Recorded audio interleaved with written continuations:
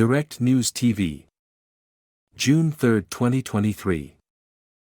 Zelenskyy pushes for Ukraine's support at European Leaders Summit in Moldova. Boboka, Moldova. Ukrainian President Volodymyr Zelenskyy's unrelenting quest for more political support and security backing from NATO got a warm welcome but no concrete commitments Thursday during a sprawling summit where nearly every European leader had assembled to condemn non-invitees Russia and Belarus. Almost hoarse from drumming up support for his nation week after week, Zelenskyy made a surprise visit to neighboring Moldova that ended up as the focal point of an event designed to quell regional conflicts and to shore up Europe's unity in the face of Russia's war. After a day of talks at a stately winery in the countryside, Zelenskyy said the best security guarantee for Ukraine was membership in NATO and the European Union, and that any proposed peace plans to end the 15-month-old war in his country could not take into account Russian concerns. He told the leaders sitting with him that during a NATO summit scheduled for July, the clear invitation to membership for Ukraine is needed, and the security guarantees on the way to NATO membership are needed.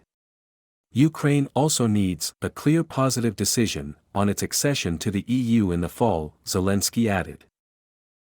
French President Emmanuel Macron, the instigator behind the European Political Community Summit, supported Zelenskyy's appeal.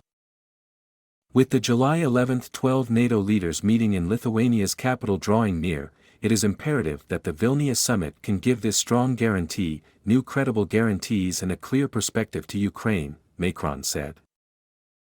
Zelenskyy is seeking Ukraine's economic future in the wealthy 27-nation EU just as urgently. He wants to receive a full commitment from EU leaders when they meet in October on starting membership talks. Ukraine has made impressive progress on its EU path. We are by your side. We will work hard together to reach this goal, European Commission President Ursula von der Leyen promised.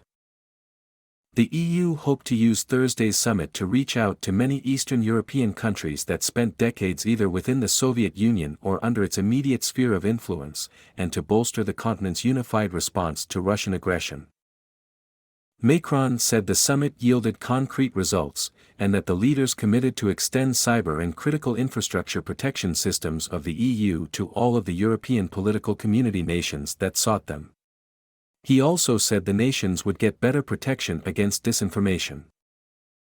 The choice to hold the summit in Moldova, a former Soviet republic of around 2.6 million people and Europe's poorest nation, was seen as a message to the Kremlin both from the EU and the pro-Western Moldovan government, which was made a candidate for EU membership at the same time as Ukraine in June 2022.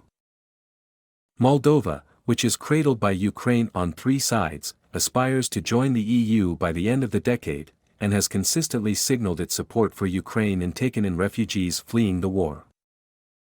The summit's venue was only 20 kilometers, 12 miles, from the Ukrainian border. Moldova's president, Maya Sandu, has warned of alleged plots by Moscow to overthrow her government using external saboteurs. Late in the summit, Sandu said her country was on an irreversible path to joining the European Union, and that she and her European partners had told Zelenskyy that, "We will stand by Ukraine for as long as it takes." Zelenskyy was the first foreign leader to arrive at Thursday's summit venue. Dressed in his trademark olive green shirt and cargo pants, he sought to dispel doubts about his country's accession to the EU and NATO, and told the assembled leaders that Moscow would exploit any such qualms. "We must remember that every doubt we show here in Europe is a trench that Russia will definitely try to occupy," he said. Zelenskyy urged a continuation of Western military aid to Ukraine, saying it was saving lives and, literally accelerating peace. He insisted that all countries that border Russia should be full members of the EU and NATO, since Moscow tries to swallow only those who are outside of the common security space. "When there are no security guarantees, there are only war guarantees," he said. My name is Kingsley. Please like, share, subscribe and hit that notification bell so you can be the first to be notified whenever we post. You won't regret it.